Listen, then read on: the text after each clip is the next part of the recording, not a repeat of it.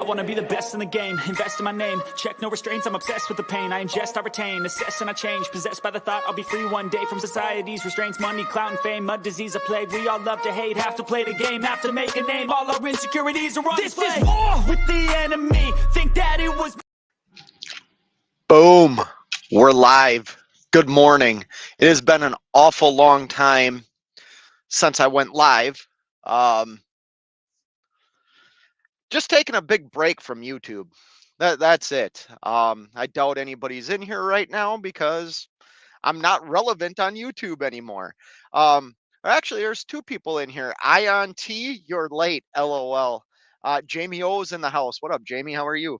Yeah, I thought I'd go live right now. I got some time to just chill until my phone rings. I'm at a shipper that I'm surprised I'm not loaded yet, which is all right, though. I don't deliver until Monday morning, so I'm running more of that LTL reefer freight.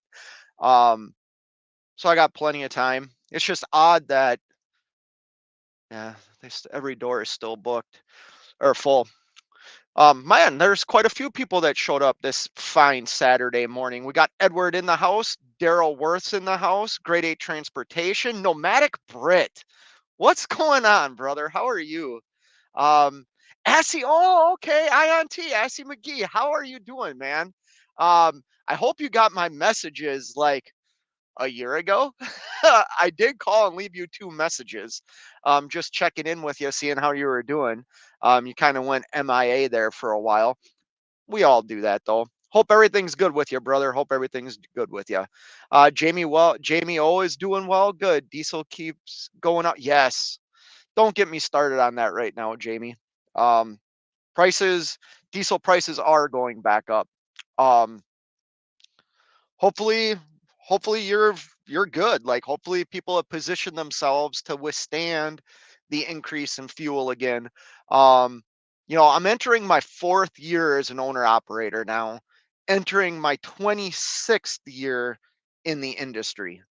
That is just crazy to think. I've been in this industry 26 years and I'm only 44 years old. It's crazy. It's crazy. But I've seen a lot of ups, a lot of downs.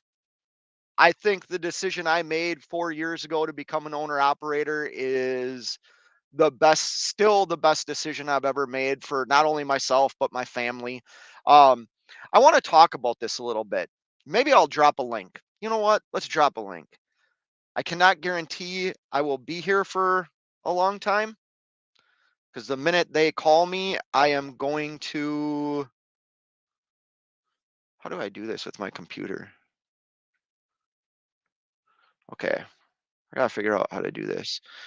Control what? I don't know how to work this damn thing. Maybe I can do it. You know what? Here's what I'll do. I will send it to my email and then I can post it live from my phone.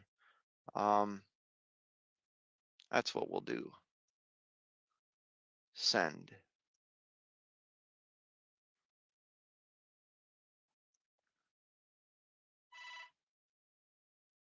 All right. Good morning, Shannon. How are you doing?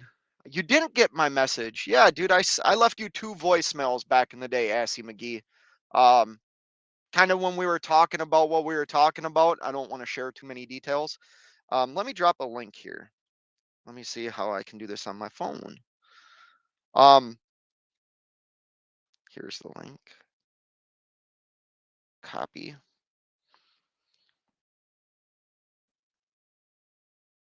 View channel. Turn volume all the way down. There we go. Post. Pin this comment.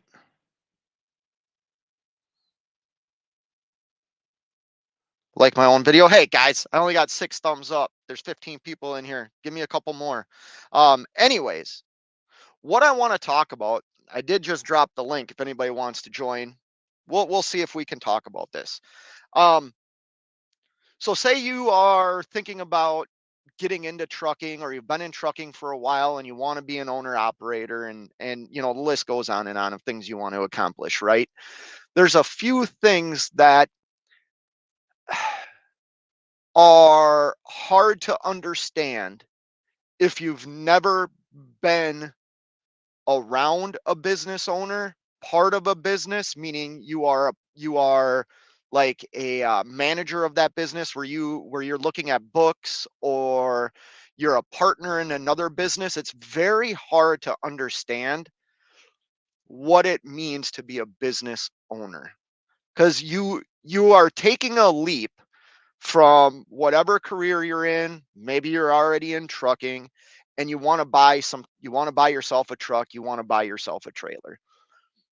And then you're going to register. Hopefully you register with your state. You don't have to. That is not something that's required by law that you have to do. But if you become a business, whether you're an LLC, I mean, even a sole proprietor is a business owner. They're paying self-employment tax. Um, however you structure your business to be, you are now a business owner. And I think a lot of people are not willing to go through the ups and downs of being a business owner to have the success. They want the reward without any of the pain. Um, and that is a tough thing to understand, and realize the sacrifice that you have to go through to be a business owner. Um, now, when I got into this, I started this in 2021, right? January 1st of 2021.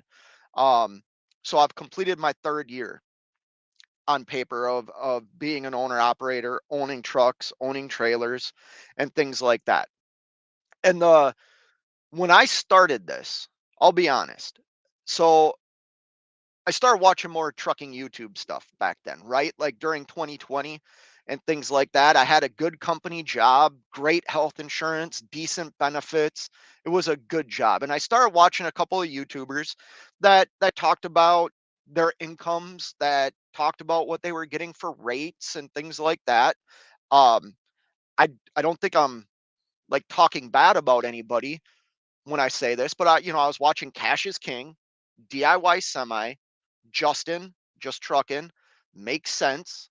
I was watching these channels, and this fire was reignited to become an owner operator. But the thing is, I had been on the inside of a business prior to becoming an owner operator. I understood everything, that he was essentially my boss, but he was a small business owner, and it happened to be in trucking. Now, he had many trucks. He had like 27 trucks, right? For a contract, he ran one contract with 27 trucks. And I was his right hand man. You know what I mean? My desk was right next to his. We would go over payroll. We would go over everything together. Insurance increases. Hold on one second. We would just go over everything. So I had an idea on how much everything cost, right? And I planned for it.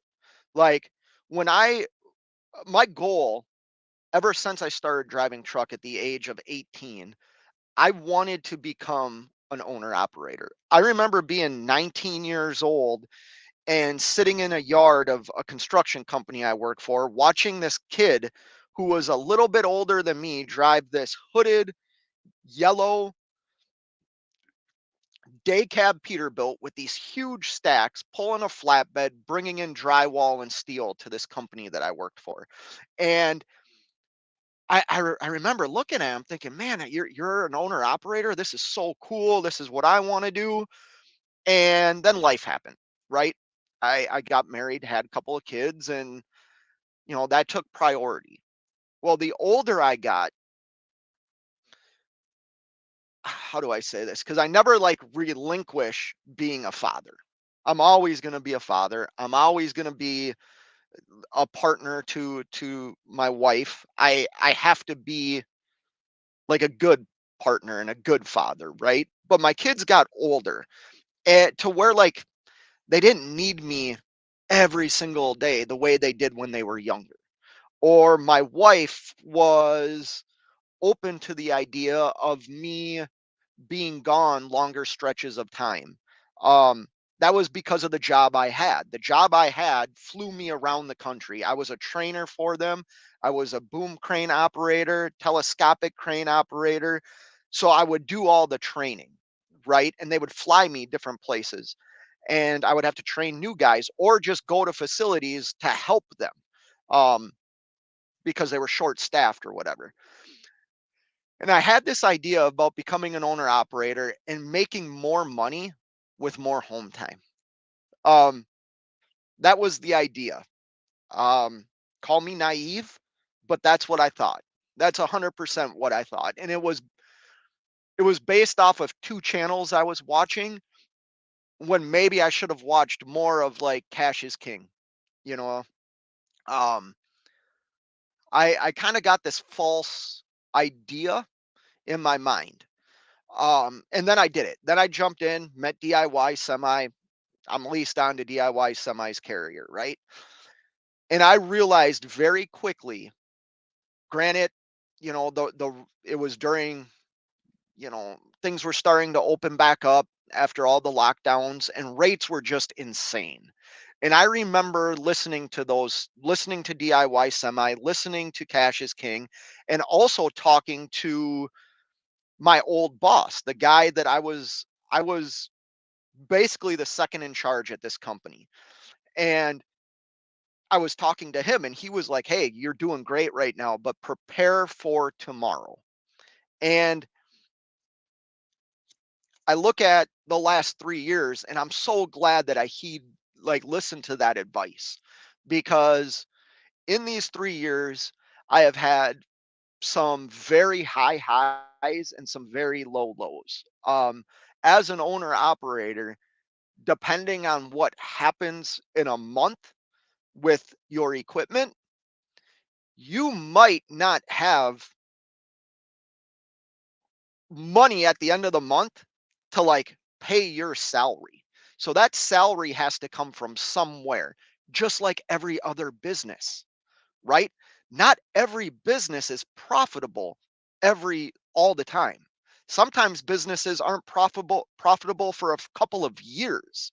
Um, but they're still around today. And those were things that I had to learn.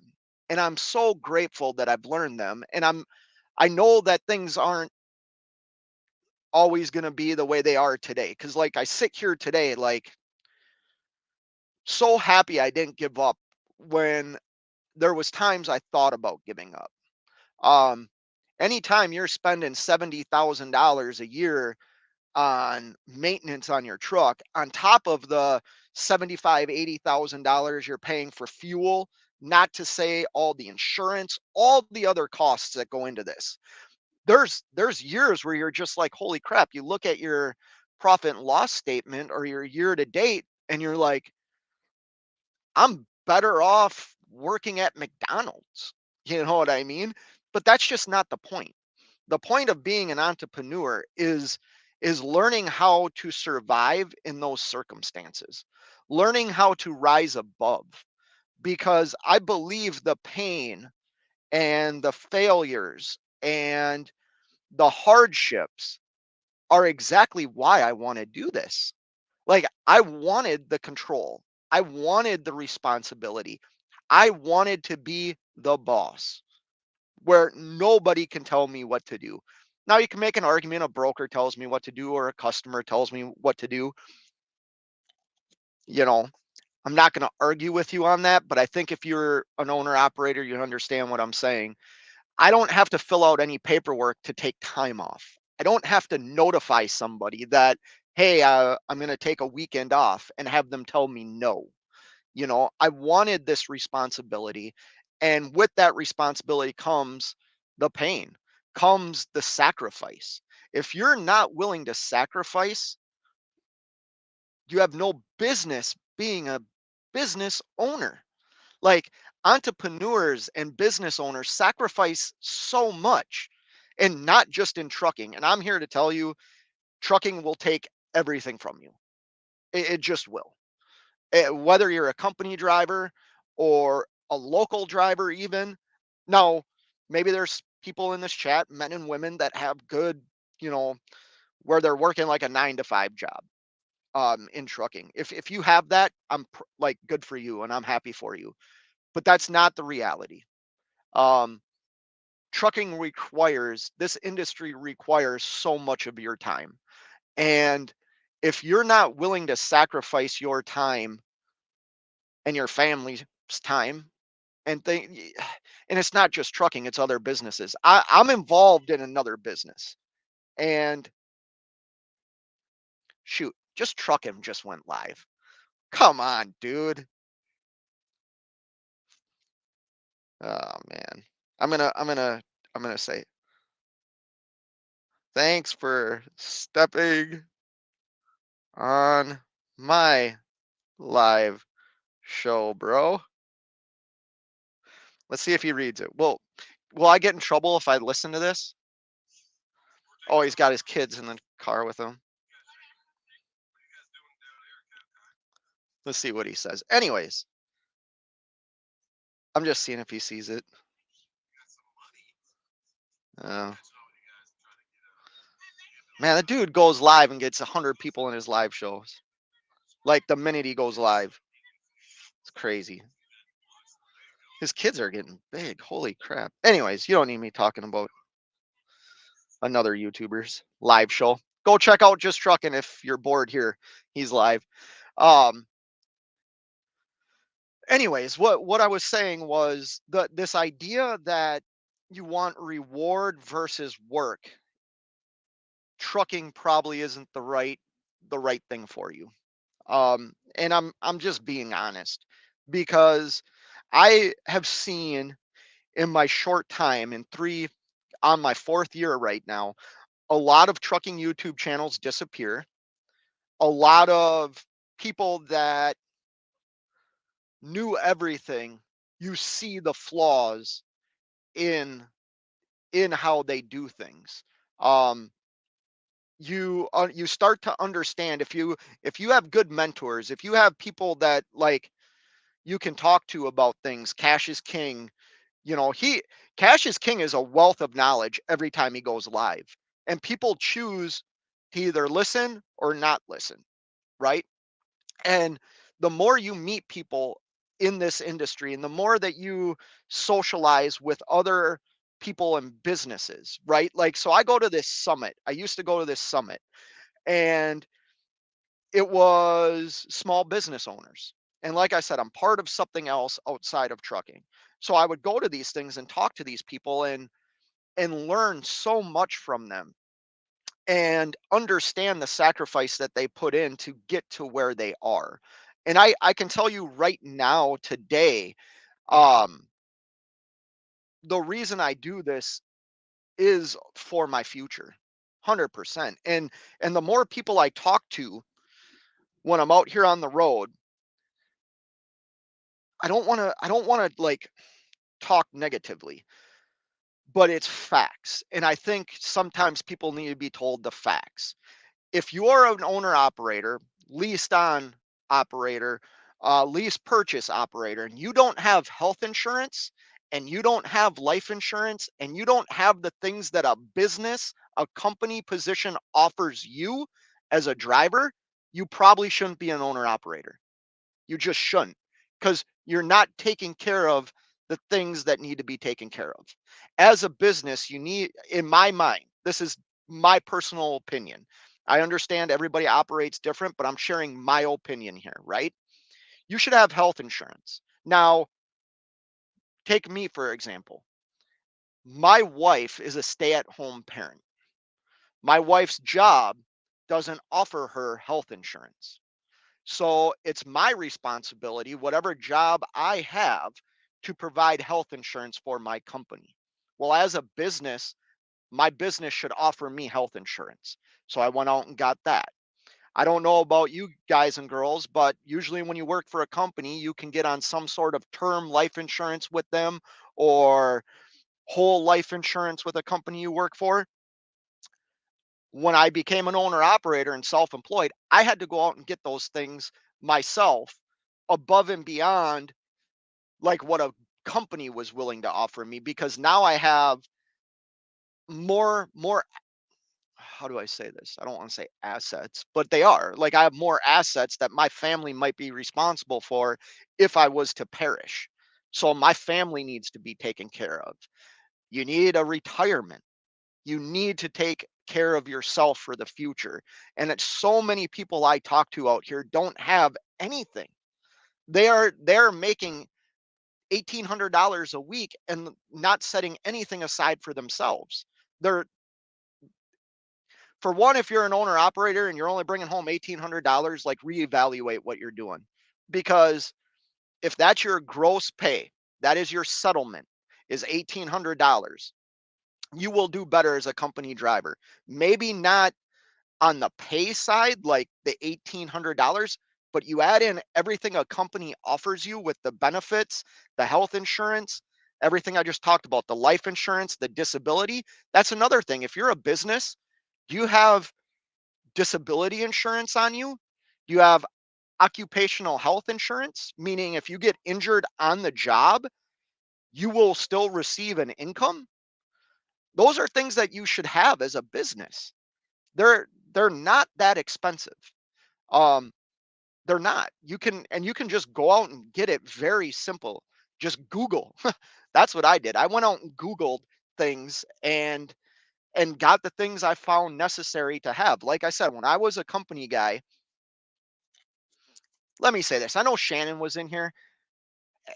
Shannon, if I say guy, I hope you understand. I'm talking about all of us here, right?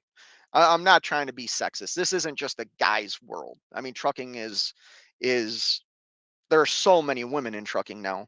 There wasn't when I started. But anyways, you know what? I need to turn my volume up on my phone. This place is supposed to call me. There we go. Driving with John, he's going live in 15 minutes. Go, you know what? I'll end this soon. Go check out Driving with John. The guy just surpassed 100,000 subscribers. Congratulations, sir. Um, Other people's content works. I hope I hope you're still in here and you know I'm just messing with you. Congratulations. That is a huge achievement. I cannot wait to see in a video you get that silver plaque. I mean, congratulations, John. And you are in a collab with, I think it's Music City. I wish I could remember the guy's name, but they got a live show. They're doing like a dual stream of it. And the guy's got some good content. Like, he's got some good ideas on how he wants to build live shows and get truckers to join in the conversation, which I think is a good thing, because we all have different ideas on things. And I don't think anybody is always 100% right all the time. Just like I said, my ideas are my ideas. You might disagree with them, and that's okay. I know what works for me, and I think that's the biggest thing in business ownership. What works for you? Understand you are, no matter what your business is, you're usually in business where you're having competitors that do the exact same thing you do. You need to find a way to be almost better than them and survive them. You know what I mean? Um, you might operate your business 60% the same way they do and 40% of the way you want to, and maybe that's why you survive. You know what I mean? Um, but anyways, kind of went on a little rant there. Say hi to a couple of people here. I'm bad at reading comments, guys, when I get on a topic that I want to talk about. Tolga's in the house. What up, Tolga? Griff's in the house. What's going on, man? Jay Walks in the house. What up, brother? Seven Seas Transports in the house. This is for you. This is for you, Seven Seas. So thanks for showing up. Nomadic Brit saying hi to Driving with John. Um, Driving with John says thanks to Brit, not to me though. Um, glad I caught it before you ended it. Yeah, I kind of want to watch Driving with John's live. Trucking City Media. There you go. Trucking City Media. Let me put that up here. Actually, I'll put it up there if you give me a $5 super chat. Driving with John. All the money you're making on YouTube now, you can afford it. Um, Griff saying what up? Seven C's. Yeah, what's going on, guys? What's going on? I don't know, man. Like, I think as a business too, you should try and you should find like-minded people. That doesn't mean they're always going to agree with you. You know what I'm saying? Like, they're not gonna. Sometimes you need to hear the stiff reality of situations you're in. Sometimes you need somebody just to be brutally honest with you, and it hurts. It's not what you want to hear. But those are the conversations that need to take place, and you should really evaluate those things. I just see so many people right now in this industry that like are already dead and they just don't know it. And that sucks. And like I said, this industry requires, especially if you're one truck, one trailer. I know as you grow, there's inherent more risks. There's all kinds of different things. But let's take one truck, one trailer. Let's take somebody like me. I was I'm going on vacation in a couple of weeks. I'm taking 10 days off, right? Maybe longer. Um, but let's just evaluate that. Those 10 days, let's just use ten days, means for that month, I am not gonna generate ten to $12,000. That is a lot of money. That is a lot of money. Um, I think we all can agree on that. If your business isn't going to generate 10, how do I say this? Let's say you have a trucking business that makes 25,000, you have a gross revenue of $25,000 a month, right? That's not that, I mean, you can achieve that. So let's use that number. $25,000 a month is your gross revenue as a business. Can your business withstand $15,000? You know what I mean? Are your bills paid? Are you paid? Are you paying everything that I talked about earlier? Your life insurance, your disability insurance, everything. Um, those are the decisions and the things that you have to sit down and think about, because over my course of 3 years, there was times where I didn't think about those things. I would just go on vacation and come back, and then at the end of the month be like, where's all the money? Not realizing that I sacrificed, you know, ten to $15,000 by going on vacation. So I plan those things for the entire year. You know what I mean? Just like when I was an employee, I had vacation time, right? That my business, or not my business, the business I worked for set aside, knowing that I would not generate them any revenue for the 4 weeks that I got off, right? So I could take an entire month off. I had 5 weeks of vacation at this company. They would set aside whatever my pay was for vacation, um, knowing that there would be no revenue from me made to them. I have to do that. As a business, I need to prepare for that. Um, Yo, Moat's in the house. What up, man? How are you? Talk to you later. Yeah, no problem driving with John. Robert B's in the house. How's it going? Let me see here. I'll read some of these. How's it going, Fade? About to pull the trigger on this truck. Good for you, man. Listen, listen to what I'm saying. And I'm not saying that because I'm a blowhard and know it all. I don't know it all.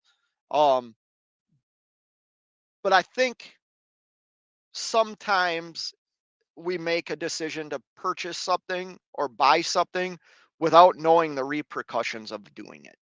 Does that make sense? If you buy a truck, you buy a trailer, or you're running tanker, like, I don't know, just do yourself right and prepare for the downtimes.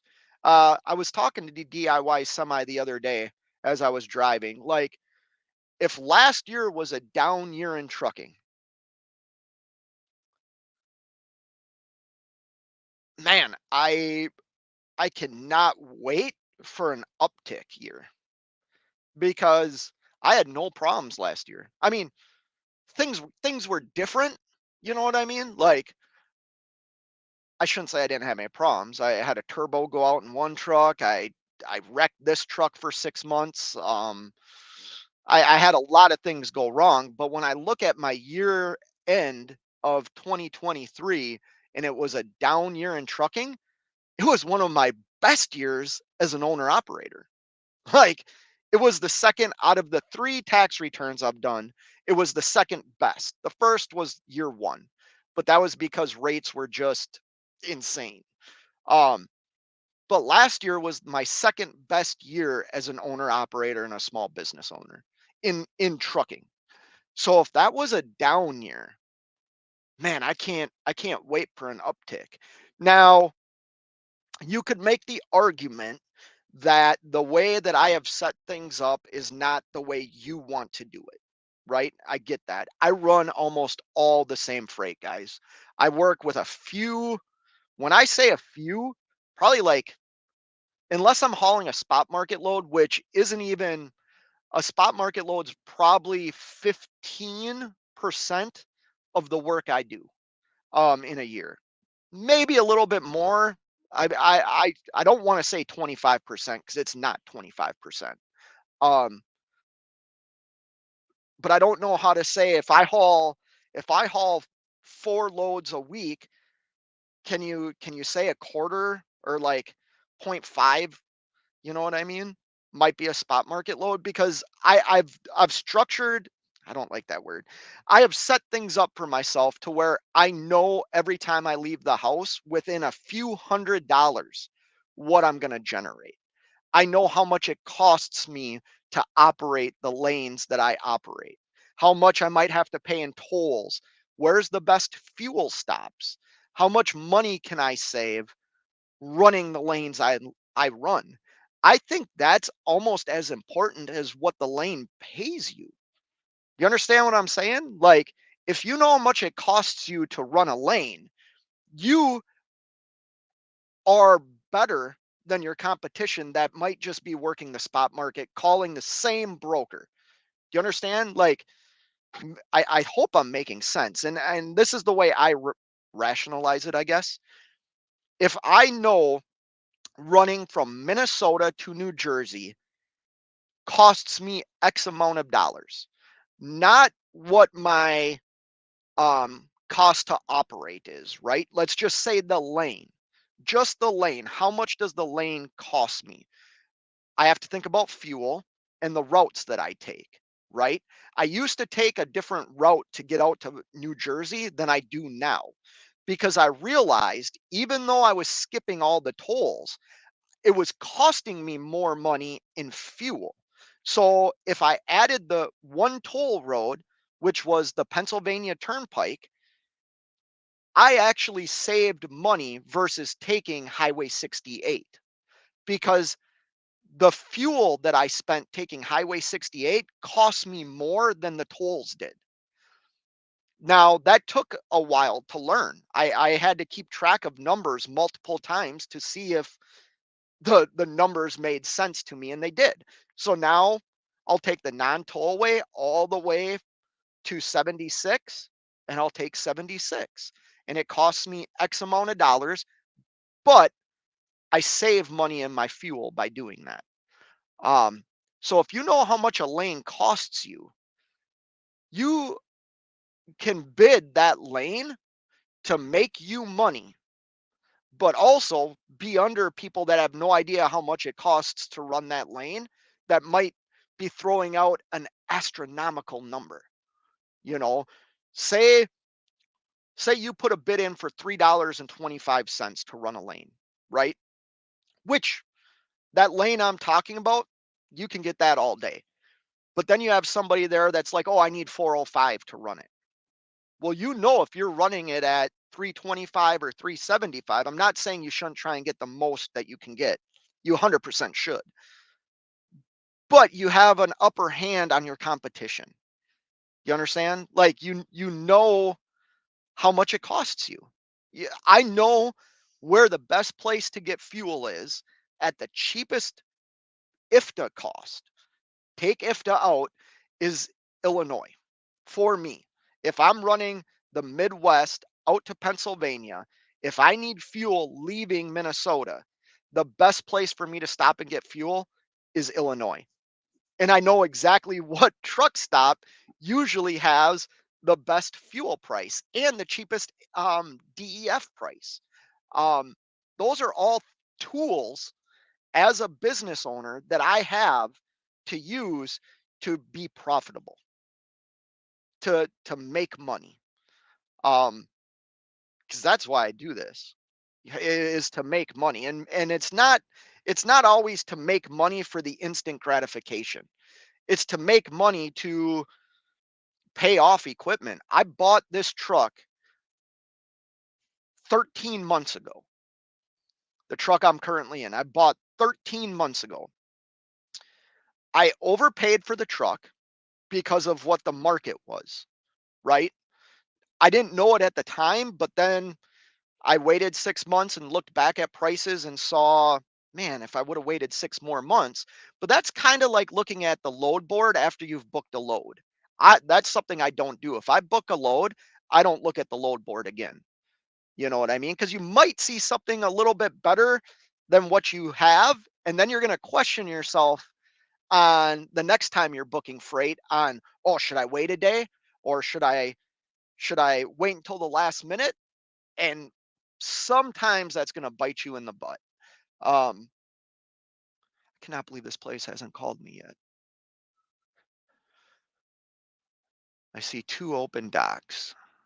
I might have to go in. I wasn't really myself and I should have had enough. Oh, hold on. I wasn't really myself and should have had enough money set aside for a catastrophic failure and probably should have started leasing on with a carrier. Hey man, but you've learned, so if you're still at it, you've learned what to work on and what to change. Trucking with T-Bones in the house. What up, brother? Hey, I have, oh, here we go. Here we go. Here we go. Seven Seas Transport says, hey, I have a 2019 International with a Cummins automatic transmission, 300,000 miles. Anyone interested? I know a guy.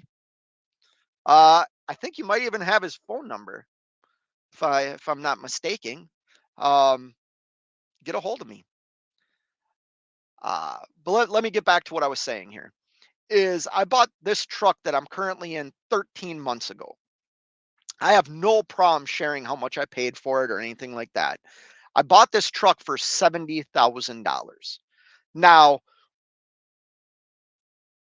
I talked them down from $120,000. Just let that sink in. And I wish I would have been smart enough to realize if a dealership is willing, well, I didn't talk them down from 120. I talked them down from 95 because the truck was listed when I first saw it at $120,000 and I watched it just start dropping. And I saw it for $95,000. Um, the truck had 300,000 miles on it. So this should give Seven Seas and some insight here. Um, had a little bit of like warranty stuff left on it and things like that. And I knew where the truck had, at the time, I thought I knew where the truck came from. It ended up coming from a different company. And I found that out when I brought it to an international shop for the first time. So I liked the salesman I worked with, but he lied to me. Or he just made something up. But anyways, what I'm getting at is I ended up taking $15,000 and putting it down on this truck, right? I've owned this truck for 13 months. It was in a shop for like 4.5 months because I hit a curb and every shop except one was not where my truck needed to be. But the point of this story is this truck is almost paid off in what everybody deemed the worst trucking market in history. You know what I mean? No, brokers were keeping all the money. We need broker transparency. All this nonsense was being spewed. And there was people that were like flourishing, paying off their equipment. I know a guy that like built a fleet last year, built a fleet of trucks, has company drivers now. You know what I mean? He's probably laughing all the way to the bank. You know, like, man, some of these people. And I just wish some people would listen to some of the advice or listen to the things that were told to them, even though they didn't want to hear it. I understand today that if I think trucking is going to make me a millionaire, it will make me a millionaire based on sacrifice, hard work, not a lot of home time. If I stay one truck, one trailer, and I better save as much as I can for my future. That's how I'm going to become a millionaire as a one truck owner operator. This idea of leaving something behind on one truck and one trailer ain't going to happen. You know what I mean? Like, unless you prepare today for tomorrow. You know, I started something. I didn't know how to do this, right? I don't know how to create a video on this. And I talked to DIY Semi about this because DIY Semi does his money management stuff, right? Like, or his trucker money. Um, I don't know if I want to show this. Well, yeah, I can show this. So I started investing daily into two different stocks at the beginning, well, the tail end of 2023 and the beginning of 2024, right? I picked two ETFs to start investing in, right? And I came up with a dollar amount. Today, hope this shows up. This isn't investing a lot of money, guys. This is investing like $5 a day in two stocks, right? Um,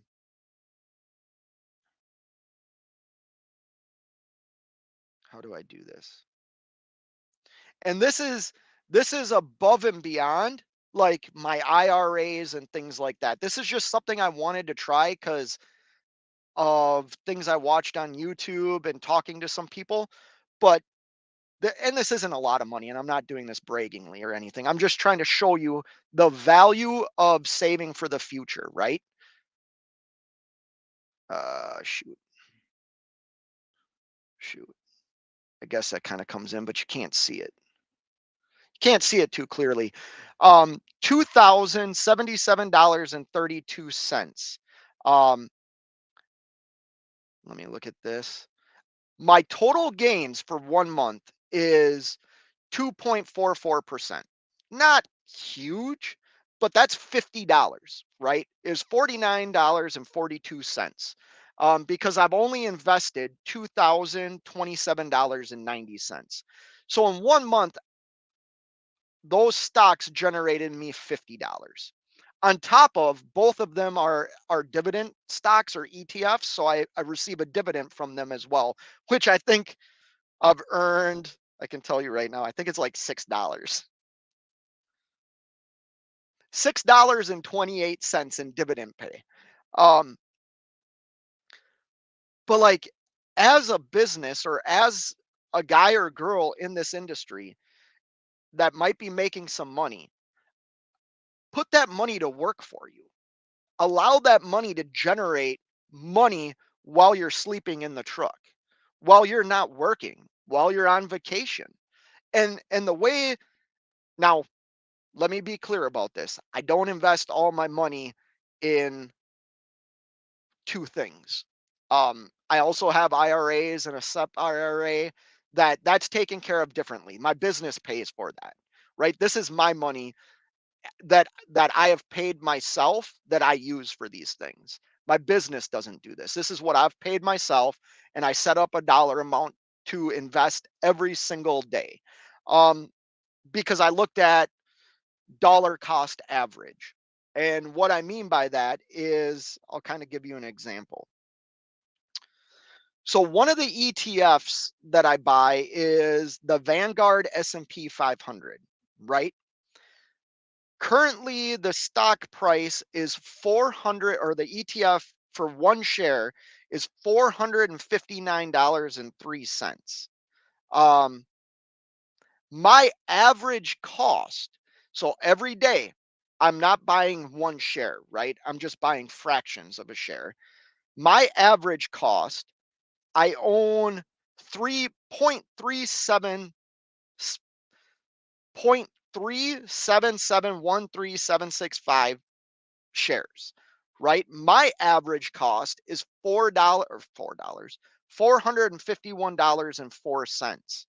So basically, I am paying less on average for each little fraction of shares that I buy in the ETF from the current price. The current price is $459.03.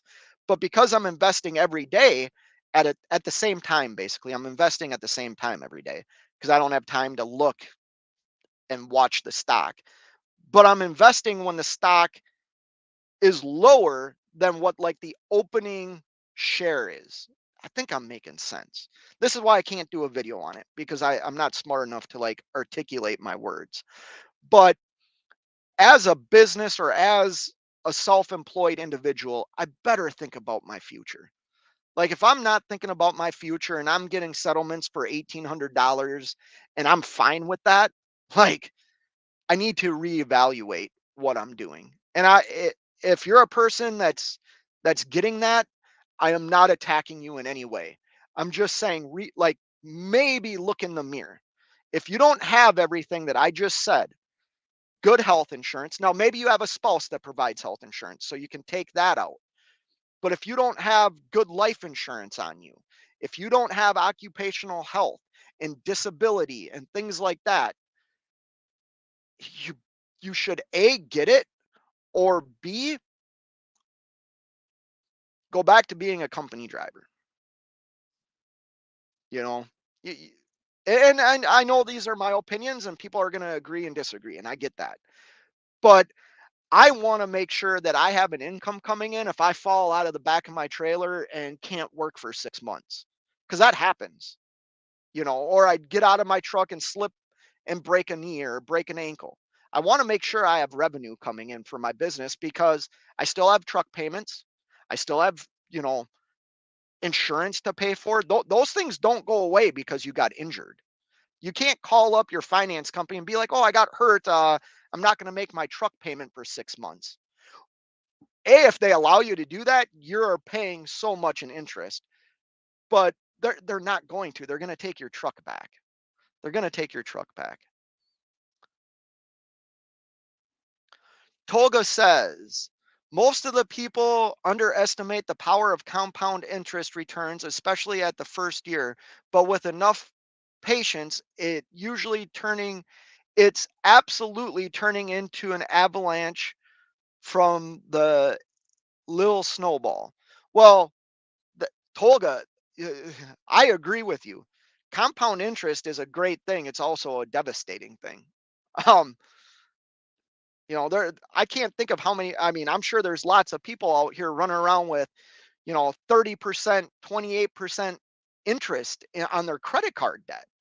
Like, say you max out your credit card and you're at that high of interest rate, you know how hard it's going to be for you to pay that credit card off? Um, the reality is there's so many things out there that are meant to keep us in debt, you know. And I've shared this before. I'm not somebody that really lives in debt. Um, I have a mortgage. You know what I mean? Um, I don't have car payments. I don't have I don't have those things. I've also sacrificed things that I want. I'll be very honest about that. I have sacrificed things that I wish I had. You know what I mean? And I do that because I think about 10 years from now. I think about if I buy this cabin, let's say, or I buy this boat right now, in 10 years, what could that what could that money have looked like for my future, or I keep it in my business knowing that eventually the Cummins motor is going to blow up and I'm going to need $50,000 to replace it. Um, I saw something in here about invest money you're only willing to lose. So think about a 401k and stuff like that, right? And I'm not saying you're always making money, but you're also talking to somebody that was a union guy for 13 years that had a pension that was supposed to be there for me, right? It's not there. Central States, granted, they just got bailed out, but my pension went from $1,500 a month to 100. Like, and at the time I was young, so I looked at it like, well, I don't need to set more money aside for my future in an IRA or mutual funds or anything like that. Um, because I got this waiting for me when I retire. And I worked for a company that was 30 and out. So the reality is, and like, if I would have stayed at that company in like 5 years, I could retire and draw my pension. But that pension's not there anymore. You know what I mean? Now you look at my father. My father maxed out his 401k, company matched. He had other things, and I look at my mother and father today, and like they're financially okay. Neither one of them work. My dad retired. I think my dad was like 58 when he retired. He's 70 now. My mom worked a couple more years just because she wanted to. Why are they not calling me? I'm gonna be the last truck here. Whatever. Oh, there it is. Only invest in stocks with money that you're prepared to lose half of. I disagree. Separate bet on the day or bet at the end of the day if you want to save right now, buy gold and silver. So I have that too. And I'm not like we all have our ideas on, you know, just money. We all have our own opinions on it. I know just based on what I've done the last 10 years of my life, like I have generated more money investing the way I've chosen to invest that's worked for me. You know what I mean? And I don't listen, we're all going to lose money. I mean, think about 2008. My dad was a perfect example of this. In 2008 when we had the housing crash and the stock market just plummeted, my dad lost like 1.5 million dollars or something. He lost a ton of it. But within 3 years, now he didn't make like he had made all that money back plus X amount of dollars. Now you could make the argument all that money he lost, he could have made more money on had he not lost it. So like I agree with you. But when you're preparing for your future, I don't view it as I'm investing this with knowing I'm going to lose it. Is there always a gamble? There's always a gamble in everything. Well, whether you drive, like waking up sometimes is a gamble. Um, but the fact is, if I am doing what I'm doing today to financially hopefully put myself and my family in a better position for tomorrow. Because as a business, you can take advantage of a lot of things that you couldn't take advantage of or can't take advantage of when you work for when you're a W-2 employee. Um, let's be honest here. Tax code and everything in this country is written for businesses. It just is. And you can take when I say take advantage, I'm not saying like and unethically. You're doing it ethically because it's the law and you're allowed to. You know what I mean? Um, and there are ways to save money that you aren't taxed on. You know what I mean? Um, there's ways to do it. And like I said, the little thing that I showed you that I'm doing on my phone here through Cash App, which Fate Truckin' money sign is my Cash App. Um, Promote myself a little bit. What the hell? Beth's in the house. How's the Minnesota driving doing, Beth? Um, I believe that's okay to say because you've left comments that you drive in Minnesota. Um, you guys got a lot of snow. My wife sent me a picture the other day. So that's something that's strange. Um, I really have only seen snow twice this winter. Once was when I say snow, so everybody knows I'm from Minnesota, right? Um, so I'm used to seeing a lot of accumulated snow. Um, and Minnesota, that hasn't happened this year. It's been a very warm winter, but I saw a lot of snow up in northern Massachusetts. I was in the mountains. And then I drove through a snowstorm at the beginning of the year through Indiana and Ohio. Other than that, I haven't seen snow. Like every time I've been home, I mean, our grass started regrowing. Our trees started budding leaves. Like, man, it's February. Like, it's still going to be cold out, but let me show you this. So my wife woke up the other morning and sent me this picture. So this is our front. God, this lighting is going to be bad. How can I do this? Block the sun? I guess I could put my screen back up. Man, this sucks. I'm sorry, guys. Maybe if I hold it really still. I don't know if you can see that. Anyways, that's from our front window looking at the street. Oh, brightness. I can turn the brightness down. Um, yeah, that's what I need to do. Maybe it'll come in clearer now. Nope, whatever. Maybe this one will. So that's like our backyard. She sent me that photo. And that was, I had left the house 2 days prior to this, and you could see all the grass and everything in our backyard. Um, and now I guess it's covered in like 6 inches of snow. Um, oh, Beth says 6 inches in Murderapolis. I don't think we have that title anymore, Beth. We did for a few years. For all you that don't know, for a few years, Minneapolis, Minnesota was the murder capital of the US per capita.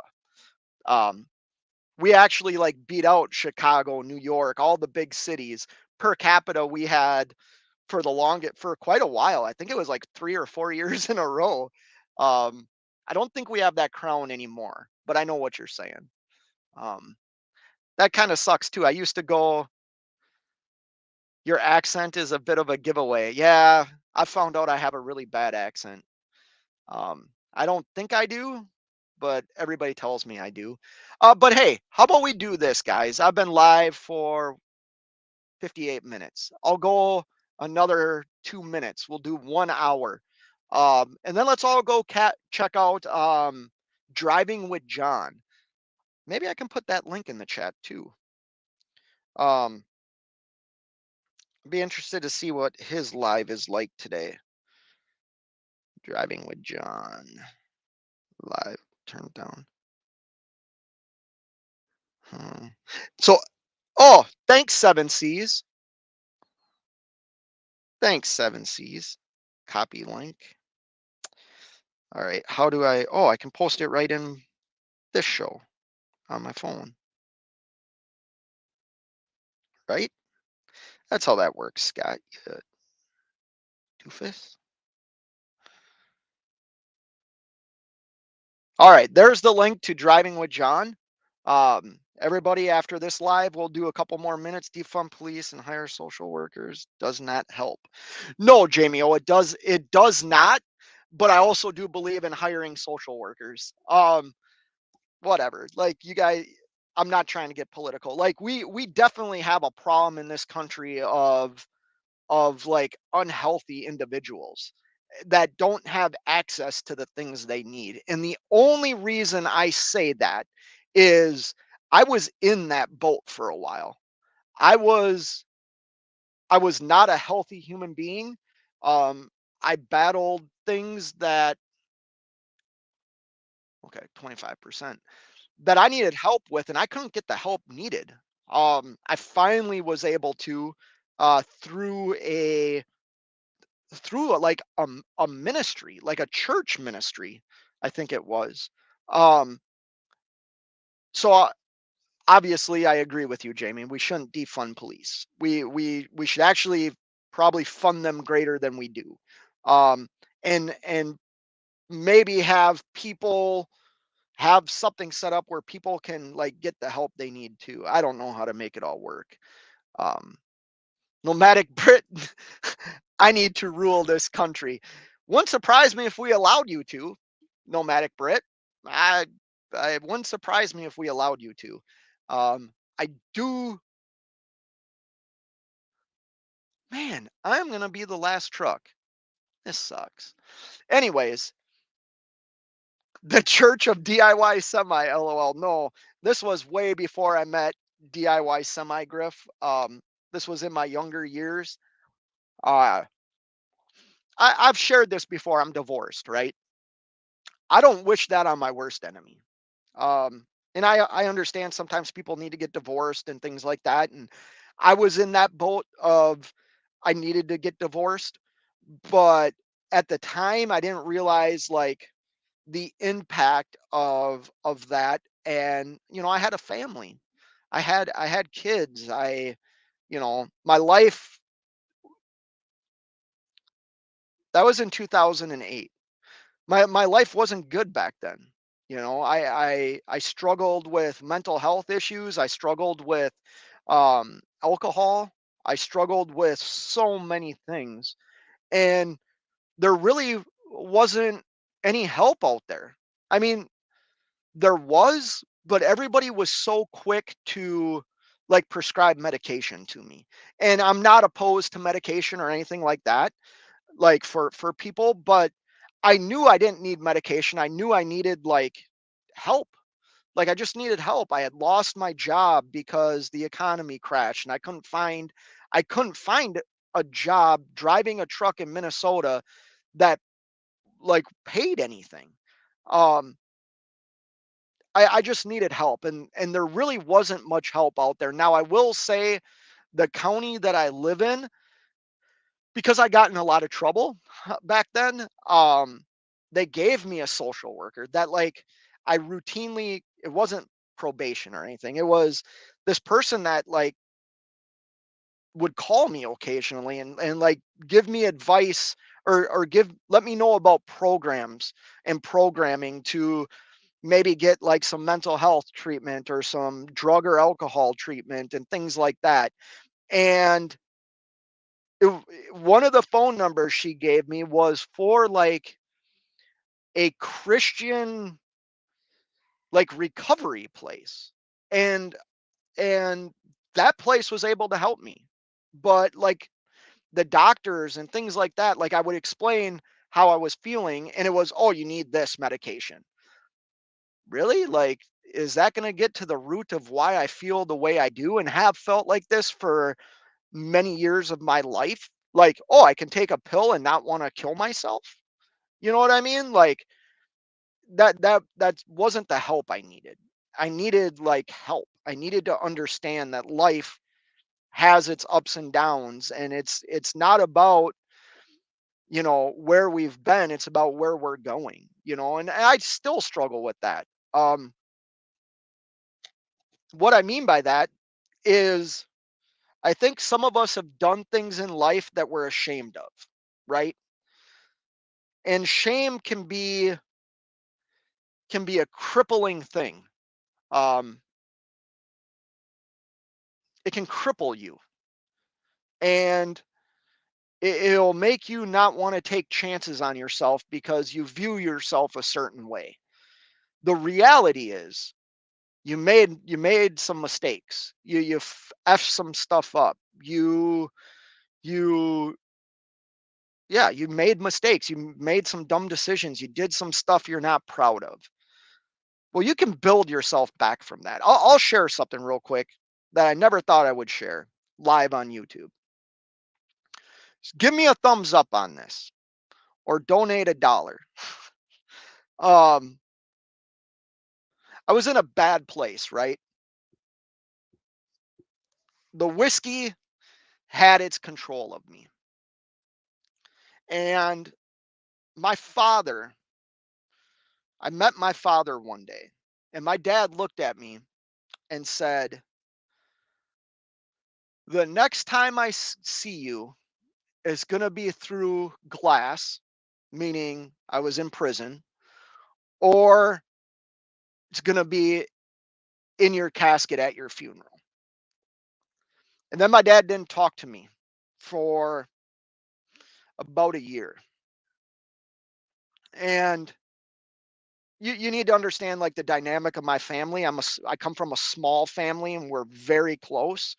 So like my dad not talking to me, like I could tell that I had brought shame to my name.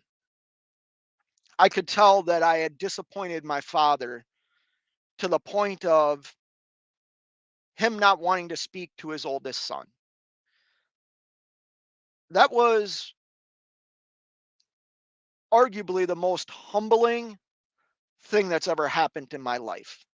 Um, but the shame and guilt that I felt and carried with me for a long time, knowing that I did things that brought shame to my name that my parents gave me, um, was very hard for me to handle. It was very difficult to like move past. Um, but like I said, through some help, through some great counseling that I received, I was able to realize that was a part of my life. It was a moment in time, and that moment does not define who I am. Neither does like being an owner operator. None of this defines who I really am as a human being. You know what I mean? And today I know who I am as a human being. Like I'm a very loving father. I'm strict, but I'm a loving father. My children know, including my stepson, that I will go to the ends of the earth for them. I will do everything I can to protect them, to help them not make the same mistakes I made, knowing that they're going to make mistakes and they need to grow in their lives. But I will always be there. I know when it comes to I know my wife knows there's nothing I wouldn't do for her and how grateful I am to have her in my life. You know, that defines who I am. My character today is a lot better than my character 10, 15 years ago. I'm not self-centered. I'm not as selfish as I used to be. Um, I'm not a narcissist. Um, I'm able to listen to criticism. I mean, you guys give it to me all the time. You know, I don't always agree with you, but that defines who I am. You know, the internet doesn't define who I am. You know, but I say that whole story because you might be in a position, even in your business, where you're feeling like this is defining who you are. It's not, and you can change it. You can rise above whatever shit you are in today. You know,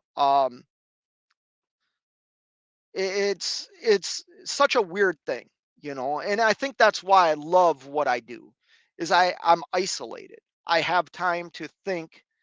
Um, dude, hold on. I just saw a comment. Celebrate Recovery helped me more in 1 year than the whole mainstream medical system did in 30. With both feet, I could not agree with you more, man. I could not agree with you more. Um, I didn't like go through I've heard of Celebrate Recovery, to be honest with you. That is not the program that I went through. Yeah, thanks. I was able to turn it around. WS Griff. Did I say that right? Griffey. Um, and like I'm not perfect by any means. Like don't that's not what I'm saying. I just know where I was in life to where I am today is completely different. Um, and things I've experienced over the last 4 months have also reignited like passions in my life, and things that I definitely walked away from for a while, but realized the relevance and how important they are, you know. But I wouldn't have gotten to that point without somebody calling me out on it, you know. Um, that's the truth, man. I'm just thinking about where I was and where I am today. You know, I never thought. I never thought. Listen, fuck it. I grew up a failure. Like that's how I viewed myself. Right? I grew up as a failure. Everything I attempted, I gave up on. When you give up on something, you fail at it. You understand what I'm saying? Like let's take school for example. I would start out well and then give up and not care and fail a class. And I say these things because it's part of like your mental psyche. When I thought I was good at one thing in life, I thought I was good at hockey. Turns out, like I wasn't very good. It turns out I was good, but I wasn't as good as I thought I was. I had never been cut from a team until I got older, and I ended up getting cut from a team, and that basically was the end of my hockey career. I was I was getting to an age, I was in my 20s. People were better than me. I didn't have the time to put into the sport that I once did. I had a full-time job. I couldn't always make practices on time. Point is this: I grew up, and everything I attempted to do, I failed at, and it comes down to me not giving enough effort to it. That's why I failed. Well, Jeff or Jerry, thank you so much, sir. I appreciate that, Jerry H. And welcome. I don't recognize your name. And I know I've joked a couple of times about sending $1 or something like that. And I'm going to say this again. You don't have to send me anything. You know, I try and do a little self promotion because that's what you're supposed to do, but it's tough for me to do that. I really appreciate that though, Jerry. Thank you so much. Um, but I grew up a failure, or at least I thought I was a failure. Um, I had been cheated on by girlfriends. I had been lied to by friends. I had been hurt by people that I loved, people that I cared about. I had been hurt by them.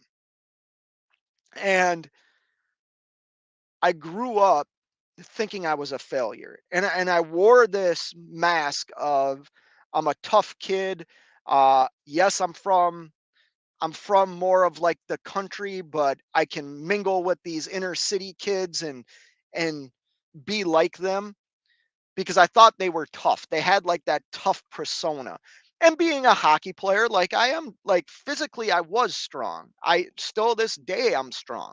I'm not intimidated by much, which is a downfall. Especially, yeah, it's a downfall.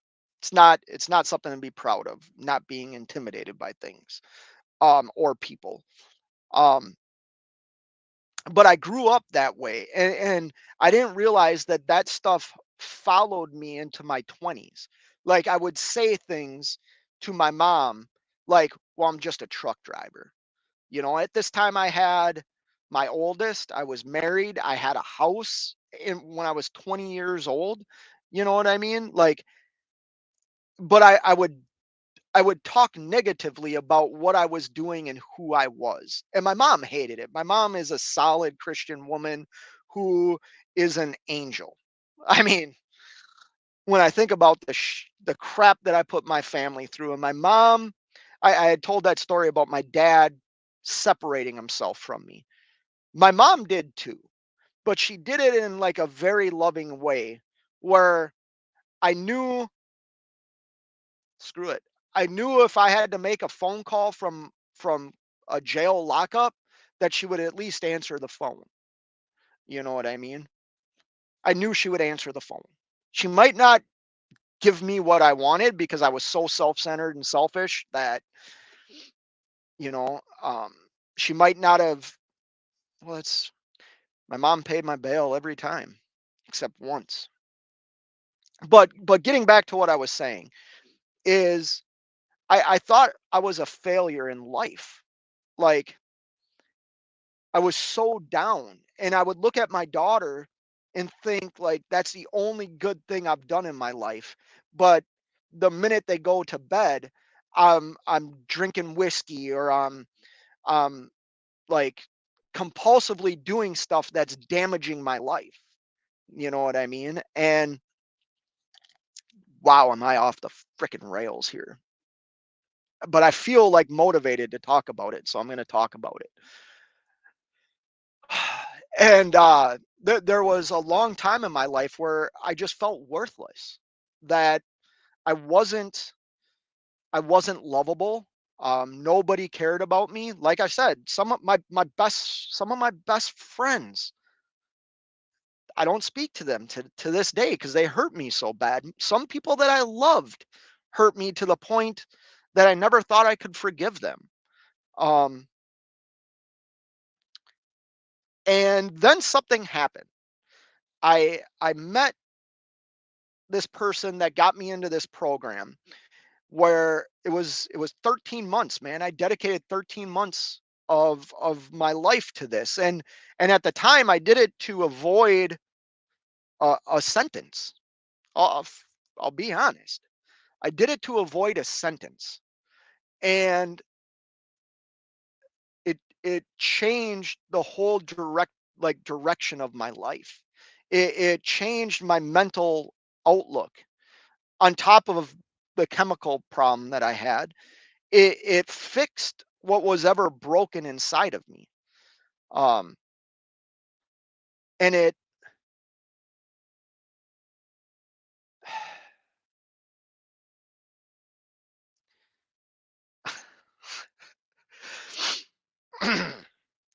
no crying and trucking.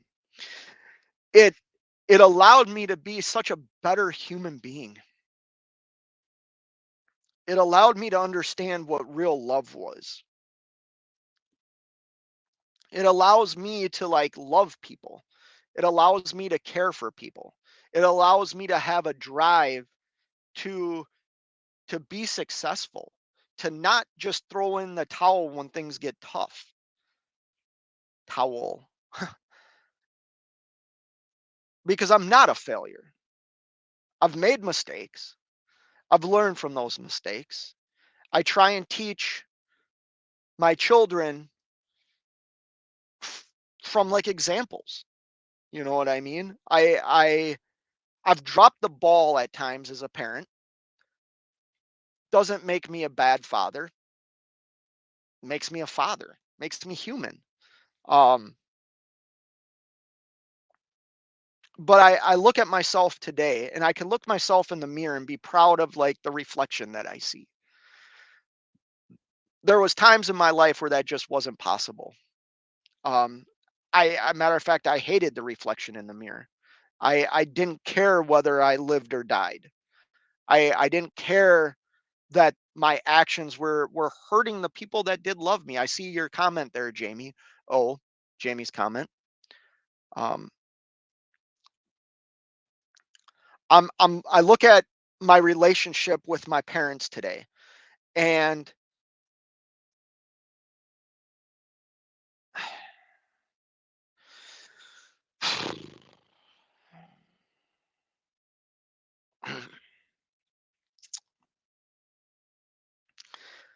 to have my father look at me at my house and say he's proud of me is all I ever looked for in life. You know, my dad was a very, very good hockey player. I always yearned to be better than him. To and when I say good, I mean like professional level good. Um, I always wanted his approval in that sport, right? And I got it at times, and I didn't get it at times. But when I look at myself today, and my dad being 70 years old, me being 44, and him looking at me and saying, I'm not proud of any, like, I'm proud of what you accomplished. I did accomplish some very interesting things in hockey. I was able to play outside of the country, outside of the continent, play on other continents. He's like, I was proud of you and things you achieved in hockey. But what I'm proud of you for today is so much more than that. Like, you're a good family guy. You are a loving father. You uh, took risks on a career that is blossoming for you. And that was such, like, an important thing. And I remember looking at my dad when he told me this and saying, like, I'm so grateful of the thing you said to me back then, because not having you in my life was something that I couldn't live with.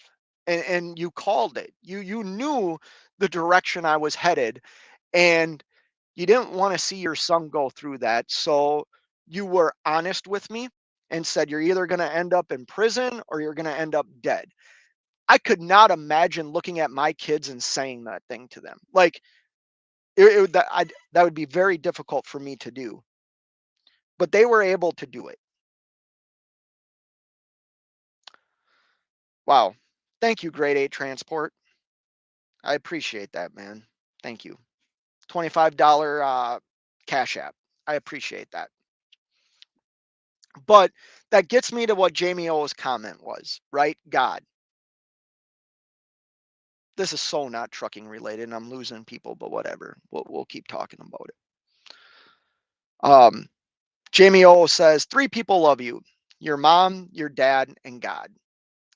So I grew up in a household that, God was talked about. Like I said, my mom is a very Christian person. Um, but the reality is sports came before everything, right? So miss church, miss confirmations, miss, all those things. Sports was number one in our house, which at the time, is, as a kid, that's what I wanted. I think it was also a disservice, and that's nothing negative to what my family did, you know. Um, and I went away for 13 months to this Christian ministry place that changed my life, and I was super devoted, right? Like, even after I got out of there for a long time. And then when things are going well in your life, you tend to forget the things that got you there, right? And then I can call it demons, right? Because I've had the conversation in the front seat of my freaking car with my demon, flat out. Scared the living crap out of me. Still does to this day. Um, those demons start getting back in, and they trick you and they make you think that you got yourself to where you are, that you don't need a mystical thing. You don't need that faith. You don't need the thing that got you there. I can sit here today knowing that that is false from an experience I had about 4 months ago, 3.5 months ago. I know that's false. And for about 3 years, 4 years, I completely turned my back on what got me to where I am today. And that was having a faith in a God. That was believing the things that I had learned even as a child, and trying to restore that connection. It's not always easy, because that's where the shame comes in again. As a person that battled drugs and alcohol and mental illness, that that shame is always there, and it makes you feel unworthy, right? There's a song from Sidewalk Prophets called "You Love Me Anyways," and in the song, he the guy's talking about, I'm Judas's kiss, I'm the nail in your wrist, I'm the thorn in your crown. I am everything that you don't want me to be, right? I'm the guy that laughed, and at night I still call out your name because I'm so ashamed of my life.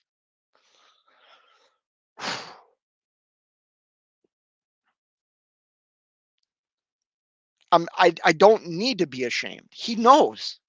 That's the great thing about what I've chosen to believe in. And this is just for me. I'm not preaching to anybody. I'm not trying to sell something. That's just not true. That's my demon telling me that I'm a piece of shit, that I'm unlovable, that I'm unworthy, that I'm a failure. That's my freaking demon, because my demon doesn't like this person. My demon doesn't like the fact that I'm not an alcoholic, that I'm not out creating mayhem. My demon doesn't like this. And he or she, whatever, I'm not even going to give it a, it doesn't like it, and it wants me to steer away from it. And and the reality is, God has put me in a position to be an instrument, to be a tool. And I haven't perfected that yet. I still ask, screw it. Whatever, man. We're gonna talk. We're gonna get deep. You're gonna learn stuff about me. Oh, welcome back, Seven Seas. Glad you could come back here. Um, we're gonna talk about something real quick. I gotta leave this live up. Everything's telling me to take it down after I end it. But I'm gonna talk about this because it's meaningful to my journey in life. I got a couple of friends that are very like devout Christian people, and I respect them, and I know they live by faith, and I know I don't agree with everything they say because I just don't. And I think it's okay. But my buddy and I kind of got into a heated argument probably a week ago, and I was talking to him about prayer, right? And if you go and read Matthew, there Jesus talks about prayer, and he says pray like this. And he says our Father, you know what I mean? I have gotten so much out of just laying down, not even laying down, just in the middle of the day, because I'm learning how to pray better. That's what I say. You know what I mean? I don't ask for anything. I just want guidance, because I know, left to myself, what's going to take control. And it scares me. I was sleeping the other night and I was having a dream where I thought somebody was in the front of my truck, like in the driver's seat. And sometimes when you have those dreams and they like haunt you, this has haunted me for a few days, like over 2 weeks, to be honest with you. I think it's maybe a week and a half. And I was laying in bed, and in my dream, I kept getting up, pushing my curtain, right? Thinking that if somebody was up there, they would hear me moving around and would leave the truck. And whatever was up front didn't leave the truck, right? So I opened the curtain a little bit. I wish I could show you right now, but you're going to be blinded, and I really don't want to give away my location. So I just opened my curtain a little bit, right? And I pushed on it like this to where I knew I could hit the person that was in the driver's seat, not even knowing if anybody was in the driver's seat, right? And this is why I don't think it was a dream. Is I stood up and leaned forward like this, and the curtain came back and hit me. And at that moment, I like sat up in bed, like freaking terrified. And I got a hammer right here, and I grabbed the hammer, and I was terrified. And all of a sudden, I opened the curtain, turned the lights on the truck, and there's nothing there. Well, I know what was there. because my demon tries to visit me every now and then. This is so, I feel like you guys aren't going to believe me, but it's so truthful. And this is my life. I know that I probably was dreaming, but there was also a hint of reality with it. And all I did was I laid back down and, for a lack of better words, like, I recited that prayer that I just started saying, and then I recited the serenity prayer, right? I'm sure you all know it, but if you don't, God grant me the serenity to accept the things I cannot change, the courage to change the things I can, and the wisdom to know the difference. I'm not pretending to be some great Christian because I'm not. I think they're calling me. Hold on. Hello? Yes. Okay. Are they going to start loading me right away? Because I'd like to come in.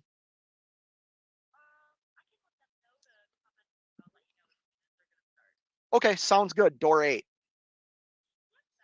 Thank you. Bye.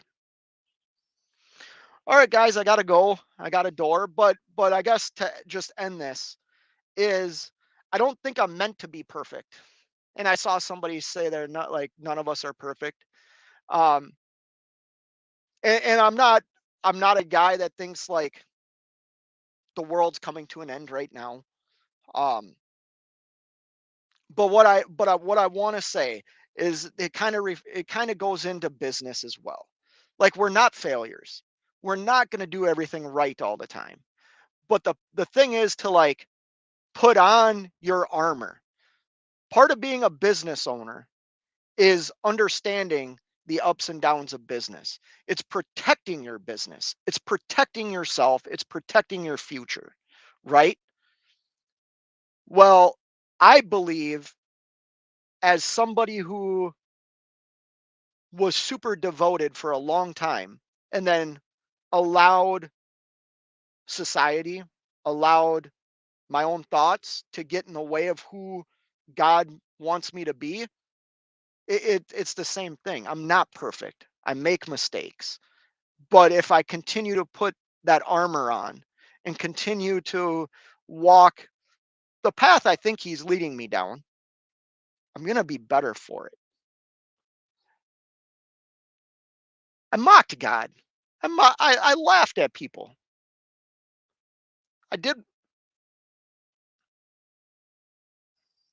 I made fun of their faith. I made fun of their belief structure. That's freaking humiliating. Humiliating. And it brings me back to wanting to feel like a failure. And and for some reason, God won't allow me to do that today. He won't let me be a failure. And that's a beautiful thing. And like I said, doesn't mean I'm perfect in any way. I'm flawed just perfectly. Anyways, I hope everybody has a great day. Something that I never thought I would say at the end of a live is, I hope you have a blessed day. Um, no matter where you are today, business wise, emotionally, spiritually, mentally, physically, if you're s- battling with that whiskey, doesn't have to continue. It doesn't. I don't say names when I pray because I don't even know how to pray the right way right now. I pray the way that I read in the Bible tells me how to pray. And it's working. So you're all in my thoughts. I appreciate Jerry for the donation. Grade A transportation, thank you. Don't do that. I know I said cat. I appreciate it, guys. And I appreciate it, guys and girls, everybody that was in here today. All the names. Edward, I know I called you out earlier. You're a huge contributor with both feet. Thanks for stopping by. I know I'm not always probably the person you want to talk to. The rest of the serenity prayer. Oh yeah, I recite what I remember, kind of like the Lincoln at Gettysburg. 7 years ago, our forefathers brought forth this continent a new nation, a nation conceived in liberty and dedicated to the proposition that all men are created equal. And then I don't remember it. But yeah, I hope everybody has a great day. Thanks for checking out or coming in the live show and checking me out this morning. Till next time, you know what it is. Keep on trucking. I got to go to door 8. Door 8.